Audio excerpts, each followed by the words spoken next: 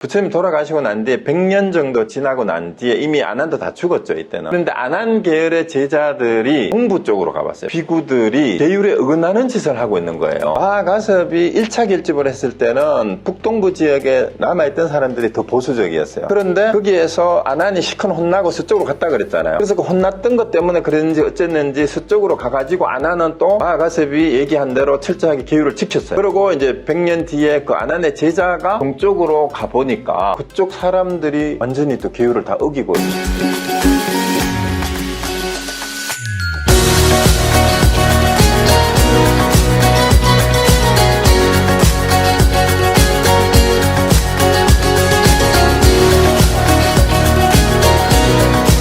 이렇게 바뀌었는데 이 14라는 게 뭐냐 하면요, 야사 14 혹은 야사 비법 14 비법이라고도 해요. 요게 이제 기록된 문헌에 따라 약간씩 차이가 있어요. 뭐 인터넷에도 보면은 이제 비슷한 것도 있고 약간 다르게 있고 한데, 어쨌든 제일 중요한 건 첫 번째하고 10번째 건데요. 읽어보면은 좀 웃긴 게 많아요. 소금을, 여기는 뭐 각염정이라고도 돼 있는 책도 있어요. 옛날에는 그릇이 없으니까 짐승 솥불이나 이런 데 보면 빠내고 안에가 텅 비어 있잖아요. 거기다가 소금통으로 썼는데 그 소금을 담아뒀다가 다음에 쓰면 되느냐 안 되느냐 이 문제예요. 근데 이 소금이 이때 당시에는 금문이나 돈이 아직 화폐가 거의 없었기 때문에 소금이 거의 화폐 역할을 또 하기도 했다 그럽니다. 그 소금을 비축하는 건 일종의 재산을 비축하는 거하고 똑같기 때문에 무소유의 원칙에 어긋난다 이거예요. 이제 소금을 보관을 하는 거는. 그 다음에 점심 먹고 난 뒤에 이제 이거 두 마디 정도는 해가, 그때 해시계잖아, 해시계. 요즘 같은 시계가 아니고, 지나갈 때까지는 먹어도 된다, 안 된다, 이건데, 이제 이것도 사건이 있죠. 이제, 출장을 가가지고, 홍수가 나가지고, 다리가 끊어지는 바람에, 다른 길로, 먼 길을 돌아가지고 왔는데, 점심시간이 조금 되나가지고, 이게 해시계 그늘이 약간 지나쳤는데, 점심을 먹어야 되냐, 안 먹어야 되냐. 그러니까, 이거는 시간이 지났으니까 먹으면 안 된다. 내가 놀다가 온 것도 아니고 심부름 갔다가 다리가 끊어져서 돌아온다고 그랬는데 밥을 못 먹게 하면 어쩌냐 뭐 이런 식의 싸움이 붙었다 그래요. 이것도 이제 중식 후에 먹어도 그늘이 두편될 때까지는 뭐 이 정도 걸치고 있을 때까지는 먹게 해주자 뭐 이런 얘기들입니다. 그 다음에 밥을 먹고 나서 다른 집이나 다른 동네 가서는 또 먹어도 되느냐 뭐 그런 얘기예요. 그 밑에 것도 마찬가지고. 그 다음에 이제 오후 불식이라고 하잖아요. 점심 먹고는 저녁에는 안 먹었는데, 물 외에는 먹으면 안 된다였는데, 그러면 우유라든가 음료수는 물에 해당되냐, 음식에 해당되냐, 이거 가지고 이제 또 허용해야 된다, 안 된다, 이거고, 뭐 그런 얘기입니다. 전부 다 그런 거예요. 그 다음에 방석을 조정할 수 있느냐, 뭐 어떻고. 그 다음에 일반적인 관행은, 부처님 당시에도 인정했던 지역에 따라 이 문화가 다르잖아요.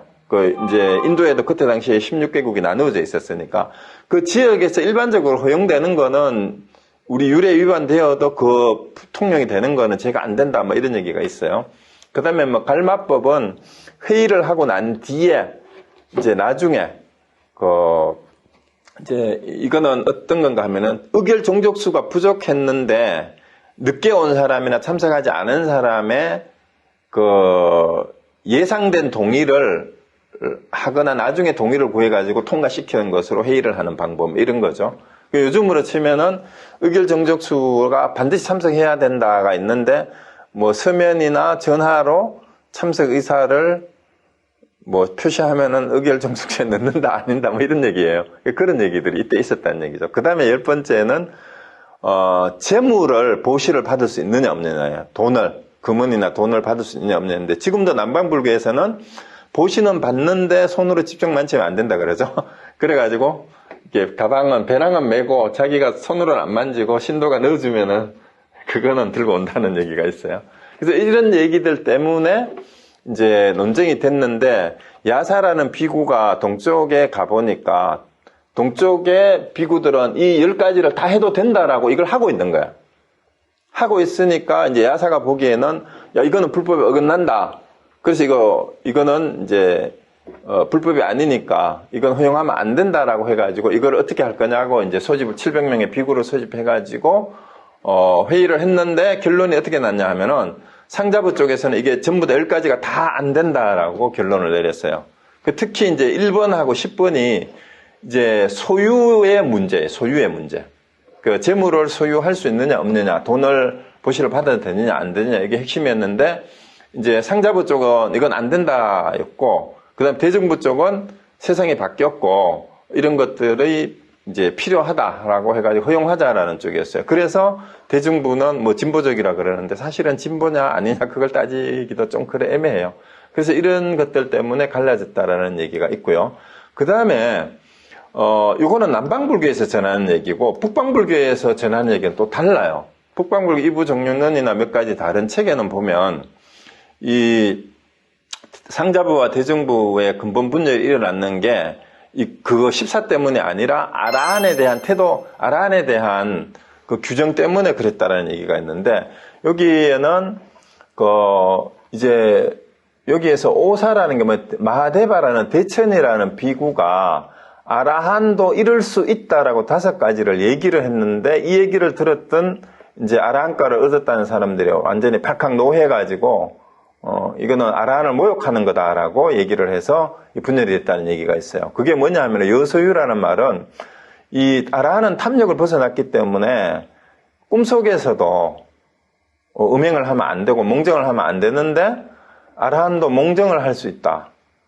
그 꿈속에는 성욕을 느낄 수 있다라고 얘기를 해버린 거예요. 그 다음에 아라한도 모르는 게 있다. 예를 들어서 뭘 모르냐 하면 아무리 무명을 끊었다 해도 아라한은 처음 가보는 장소나 처음 만나는 사람 이름을 알지 못한다. 이게 당연한 거 아닌가?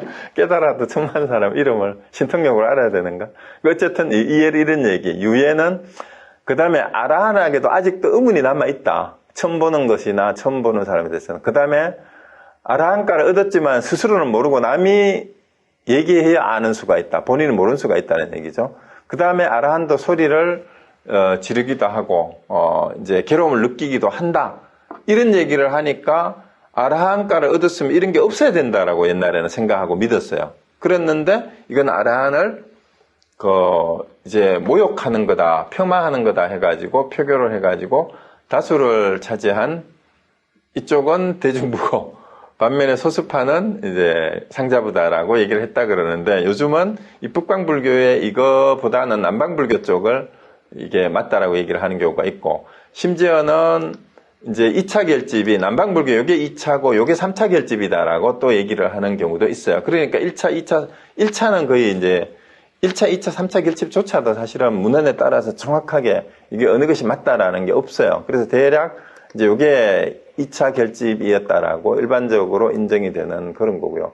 그 다음에 3차 결집은 뭐냐면, 그러고 또 100년이 더 지나서 마우리아 왕조의 아소카 왕 때 이제 불교 교단이 굉장히 타락을 하기 시작을 했대요. 그래서 이제 그때 당시에 고승이었던 모칼라푸타 띠사라는 사람하고 이 아소카 왕이 상의를 해가지고 적주비구를 축출하고 100명의 아라한을 모아가지고 이제 경과 율뿐만이 아니라 논도 이제 결집을 했는데, 이때 3차 결집 때 3장이 갖추어졌다라고 얘기를 합니다. 그래서 경율론이 갖추어졌는데, 이때 비구들을 심사했던 교리 문답을 엮은 책이 바로 논사라는 책으로 이제 처음 이제 논장이 이제 결집이 됐다 그래요. 그 적주비구는 뭐냐 하면은요, 수행에는 마음이 없고 이득이나 생존의 방편으로 또는 불교도를 도둑질하기 위해 불교교단에 출가한 자, 이렇게 해놨는데, 이 불교가 세가 늘어나자 이제 그 이단의 출가자들이나 이 수행자들이 이제 불교 교단으로 다 막 이렇게 영입이 되는, 또 자발적으로 들어와가지고, 이제 왜냐하면 불교 교단 쪽으로는 시주도 많이 하고 큰 사찰을 지어줘가지고 머물게 하고 막 이렇게 됐잖아요. 그죠? 그러다 보니까 이제 소수 다른 종파나 종교에서 불교 쪽으로 이제 막 들어왔는데, 이 사람들은 사실은 불교에 대한 수행이나 교리는 잘 모르고 승복만 있고 이제 가짜중 행사를 하는 거죠. 이러니까 이제 모칼라푸타가 이제 아소카 왕이 창간하는 가운데 이제 100명의 심사위원을 둔 셈이죠. 같이 이제 전 비구를 소집을 해가지고 교리 문답을 해가지고 불교 교리에 능통하지 않은 비구들은 싹 색출을 해가지고 상당히 상당한 이 비구들을 거기 한 6만 명의 비구를 쫓아냈대요. 6만 명의 비구를. 그러니까 얼마나 많은 이제 가짜 수행자들, 즉주 비구가 있었냐. 6만 명을 쫓아냈다. 이 사실인지 모르겠지만 엄청난 숫자예요. 6만 명의 가짜 주행을 쫓아냈다는 얘기가 되고, 그 중에 결집을 거부하고 좀 심한 사람들은 아예 처형까지 했다고 그러죠. 그래서 이 적추비구를 색출을 했다고 그러는데, 여기에서 교리 문답을 심사를 해가지고 제대로 대답을 못하면 다 파면을 시켜서 내쫓아달라는 얘기죠. 그걸 이제 했는데, 만약에 이런 결집을 우리 한국 불교에서 지금 다시 한번 하면 어떻게 될까요? 한 몇 명이나 쫓겨날 것 같아요. 그래서 이게 어쨌든, 근데 또 하나 문제는 이게 어쩌면 불교 승단의 입장에서는 굉장히 이게 뭐라 그럴까요?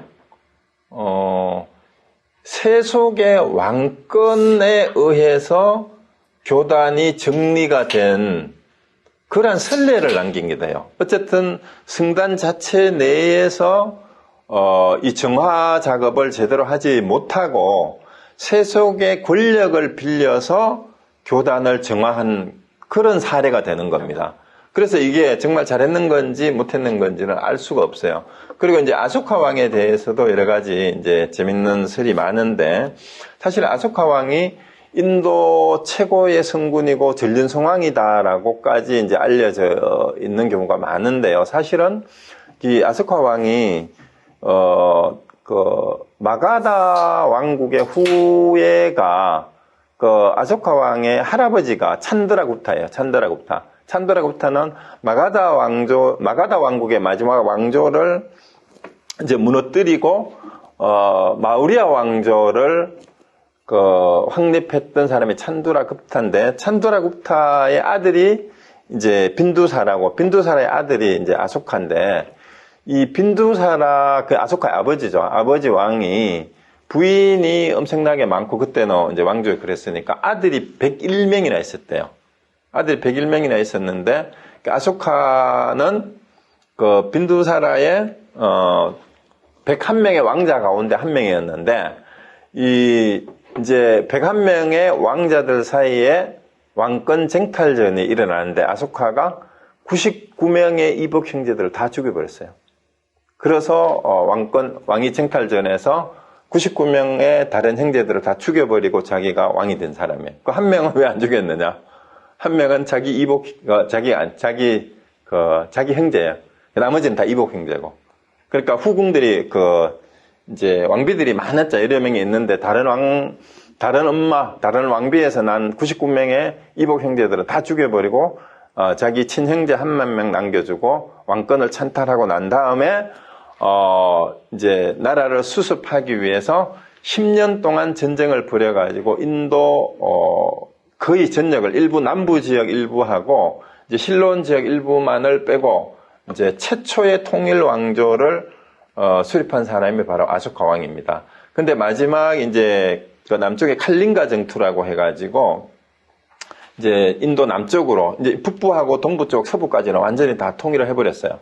통일 남쪽으로 내려가가지고 이제 실론하고 일부 남부에 조금만 이제 남겨놓는데, 마지막 칼링가 정투에서 10만 명을 죽였대요. 10만 명이 사망자가 생기고 15만 명의 부상자가 생기고 이렇게 했는데, 그때 피가 냇물을 이루었다라고 이렇게 기록이 되어 있는데, 이제 아소카도 10년 동안의 통일 전쟁을 하는 과정에서, 또 특히 마지막 전투에서 10만 명이나 되는 사망자들이 흘린 피를 또 현장에서 직접 목격을 하고 크게 뉘우쳤다 그러죠. 크게 뉘우쳐서 이제 다시는 살생을 하지 말아야 되겠다 하고, 이제 그때 불교로 개정을 했다 그래요. 그리고 살생을 금지하는 이런 계율 같은 것들을 아소카 왕이 석주라 그러죠. 군데군데 이제 인도 전역에 그것을 세웠는데, 이 석주도 하나의 언어가 아니고 그 지역의 언어로 다 이제 따로따로 세웠는데, 그 내용이 공통된 게 이제 발굴이 됐죠. 그리고 심지어는 동물도 함부로 살생을 하지 못하게 해가지고 인도 최초의 동물 병원을 세운 왕이 아소카 왕이기도 하다라는 그런 기록이 있어요. 그래서 이 불교로 개정하기 이전에 아소카 왕은 완전히 그런 폭군이 없어요. 그러니까 자기 형제 99명을 죽였다라는 게 이거는 뭐 이제 동서양을 통틀어서도 진짜 잔인한 왕이었습니다, 사실은. 그러고 이제 불교로 개정한 다음에는 크게 참여를 한 다음에 심지어 다른 종교까지도 다 포용을 해서 이제 서로 함부로 다른 종교를 비방하거나 그렇게 하지 마라, 폄하하지 말아라 이런 측면까지도 그게 담겨 있었다 그러죠. 그러고 나중에 이제 선정을 베풀어서 크게 이제 그 백성들의 신망을 얻었기 때문에 인도 역사에서 가장 위대한 전륜성왕으로 지금까지도 기록되어 있는 게 아소카 왕이라 그럽니다. 어쨌든 이 3차 결집은 아소카 왕이 이제 세속 권력이 개입을 해가지고 불교 교단을 정화한 그런 계기가 되었던 거고, 이제 그 교리적으로는 경룰론 산장이 결집이 됐다라는 게 이제 3차 결집입니다. 그러고 난 뒤에 이제 4차 결집은 남방불교의 전승이에요. 이거는 기원전 1세기니까 부처님 돌아가시고 앞서서 한 400년, 500년 정도 됐죠. 스리랑카에서 일어났던 건데요. 이제 이 상자부하고 대승불교의 갈등을 해결하는 과정에서 이제 빨리어 3장이 최초로 문자로 기록된 게 요때라 그럽니다. 빨리어 3장이. 그 다음에 북풍불교에서는 또 이게 아니라 그래요. 아니라 그러고 서릴체부는 쿠샨 왕조의 가시니카 왕 때 카슈미르 지방의 한림사에서 제사 결집이 이루어졌다. 그리고 이때 결집이 이루어진 게 아비달마 대비바사론이라든가 서릴체부의 논서가 12년에 걸쳐서 결집이 되었다라고 이렇게 얘기를 합니다. 그래서 남방불교하고 북방불교의 이 결집에 대한 전승도 사실 이렇게 달라요. 그래서 이렇게 경전의 결집을 통해서 대승불교가 등장하기 이전, 부처님이 돌아가시고 나서 한 그 400년, 500년, 600년까지를 이 부파불교 시대라고 하는데요. 이 부파가 이렇게 생겼던 이유는 바로 부처님 당시부터 이미 앞에서 말씀드렸듯이 부처님의 교서를 받아들이는 자세하고, 그 다음에 계율에 대한 의견 차이 이런 것들 때문에 유래가 됐고요. 결국은 이제 1차 결집에서 계율이라는 해석 때문에 보수파인 상자부하고 이게 이제 테라바다예요. 그리고 진보적인 자유파 대중부가 갈라져서 이제 여기에서 또 갈라져요. 또 갈라져가지고 18개나 20개, 뭐 어떤 기록은 24개, 뭐 28개 이렇게 갈라졌다고 얘기를 하는데 대략 갈라진 게 이 정도로 갈라졌어요. 대중부에서는 여기 일설부, 설출세부, 계문부에서 다시 계문부에서 또 이렇게 갈라지고, 그 다음에 상자부는 본상자부는 본래 상자부의 그 설산부라고 나중에 이름이 바뀌었는데 여기 있었는데 여기에서 설일체부가 크게 떨어져 나와요. 근데 설일체부에서 다시 독자부, 하지부, 은강부, 경량부가 또 갈라지고, 독자부는 또 이렇게 법상부, 현저부, 정량부 이렇게 또 나누어지고, 하지부에서 나중에 법장부가 또 떨어져 나가고 뭐 이런 식으로 했는데, 상자부 계통에서는 설일체 유부가 가장 세력을 크게 떨쳤고 이것도 나중에 또 여러 개의 부파로 이렇게 다 나누어집니다. 그리고 여기를 보면 이름을 잘 보면 어떤 거는 교리의 내용화가 관계되는 내용이 붙여 있는 게 있어요. 설일체, 일체를 있다고 설하는 파 이런 뜻이죠. 그리고 여기에 무슨 산부, 뭐 북산, 서산 이렇게 얘기하는 거는 지역 명칭이에요. 그러니까 이제 부파불교가 갈라지게 된 계기는, 이게 계율 해석상의 학설상의 차이가 이제 첫 번째이기도 하지만, 계율과 교리의 차이, 해설의 차이인데, 그 다음에 지도적인 리더를 중심으로, 장로를 중심으로, 이제 인적으로 이렇게 모인, 이제 파벌처럼 이렇게 형성이 된 그런 거 있어요. 그 지도자를 중심으로. 그 다음에 지리적으로 고립이 됨으로 인해서 아까 무슨 산파 하듯이 인도가 워낙 크고 그때 당시에는 교통통신이 또 이렇게 제대로 발달하지 않았잖아요. 그러다 보니까 서로 교류가 없고 이러다 보니까 저절로 파가 나누어지게 됐다라는 그런 얘기인데요. 어쨌든 이 부파불교가 크게 서로 대립을 하고 경쟁을 하면서 3장이 확립이 되고 교리가 체계화되고 용어가 정리가 됐는데요. 이거는 대립을 하면 할수록 어떻게 돼요? 각자 자기 파의 주장을 명확하게 하기 위해서 논리적으로 더 정확하게 상대방의 교파를 이기기 위해서. 이 논쟁을 하면 좋아지는 점이 그 양쪽의 문제점이 서로 드러나게 되고 그러는 과정에서 아주 논리적으로 체계가 정립이 돼요. 그래서 지난번에 말씀드렸듯이 구사론이라든가 위에서 얘기했던 그 대비바사론이라든가 이런 논서들이 나오게 되고요. 그 다음에 전체적으로 경제, 니까야든 안경이든 흩어져 있던 내용 가운데 오늘날 우리가 말하는 기초교리의 용어, 삼법인, 사성제, 뭐 12연기, 뭐 37조도품, 그 다음에 구체적인 오온이라든가 뭐 이런 교리들에 대한 용어 해설이 이제 집대성이 되고 백과사전식 정리도 되고 이렇게 해가지고 교리하고 용어가 체계화가 됩니다. 그래서 그때 확립됐던 이 교리 체계가 그대로 유식불교라든가 법화하음 사상에도 그대로 영향을 미쳐요. 그 용어들을 그대로 가져다 씁니다. 그러고 오늘날 우리가 불교 교리 체계에서 보고 있는 용어들도 다 이 부파불교 시대 때 확립된 용어들이에요. 그러다가 보니까 그 용어가 어디서부터 비롯됐는지 잘 모르고 그 용어에 담겨 있는 그 뜻이 그냥 그 부처님의 말씀인 것처럼 이렇게 유통이 되는 경우가 굉장히 많아요. 그래서 사실은 아직까지도 전 세계의 대부분의 불교가 교리적인 측면에서 부파불교의 영향을 완전히 못 벗어났고 또 거기에 또 덕을 잇고 있다 이렇게 봐도 됩니다. 그래서 부파불교 쓸데없다 버려야 된다 그런 거 아니에요. 우리가 말하는 모든 용어가 사실은 부파불교 때 다 정리가 됐어요. 그리고 근데 문제는 뭐냐 하면은요. 전에도 그런 말씀 한번 드렸어요. 어떤 종교든지 교리가 체계화되면 어떻게 됩니까? 체계화될수록 정교해질수록 도그마화될 가능성이 많아요. 그 다음에 교단은 조직화될수록 또 거대화될수록 어떻게 됩니까? 교단이 조직화되고 커질수록 세속화됩니다. 세속화돼요. 세속화된다는 말은 뭐냐 하면은 교단의 책임자가 권한과 책임이 어디까지냐. 그 다음에 교단을 운영하는데 반드시 비용이 재정 문제가 개입이 되잖아요.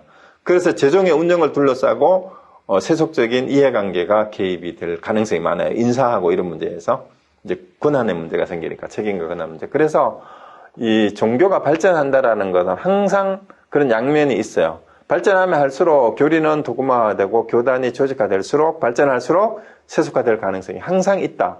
그렇기 때문에 그것이 어느 정도 포화 상태가 되면 어떻게 돼요? 새로운 종교개혁 운동이 태동되는 거예요. 교리가 너무 도구화에 빠지면은 그거 아니다. 라고 이제 이론적인 측면에서도 새로운 운동이 일어나고 교단이 너무 조직화돼서 세속화되면은 다 타락했다. 이거 교단이 이제 아까 그 3차 결집에서 아소카 왕의 힘을 빌려서까지 적주비구로 색출하듯이 제가 보기엔 오늘날의 한국 불교도 아마 그 아소카 왕의 3차 결집 못지않게 많은 적주비구들이 종단에 있지 않을까 내가 생각이 드는데 여러분 생각하시기 어떤지 모르겠어요. 근데 그렇다고 세속의 권력을 빌려가지고 쳐낼 수도 없고 근데 지금 사실은 세속의 권력을 빌려서 서로가 고발을 하고 재판을 하고 그러고 있잖아요. 싸움을 하고 있잖아요. 교단 내에서 해결해야 될 일, 심지어 어느 절의 주지 임명 문제를 둘러싸고 종단에서 해결이 안 되니까 세속 법원에까지 가잖아요. 그거 보면은 그 사람들이 직주비구지 무슨 비구겠어요? 어느 종단이나 그래요. 조계종단뿐만 아니고 얼마 전에는 또 다른 종단에도 보니까 그게 또 태고정도 그런 게 있습니다. 그런 게 있어요. 그리고 어쨌든 이 부파불교는 이제 교리 체계 용어에서 이런 점에서 확실히 이제 그런 이제 공과가 있고 그 다음에 그러다가 보니까 붓다 당시에 순서성이나 융통성 이런 게 없어지고요. 율과 경에 대해서 홍구학적인 추석하게 빠져.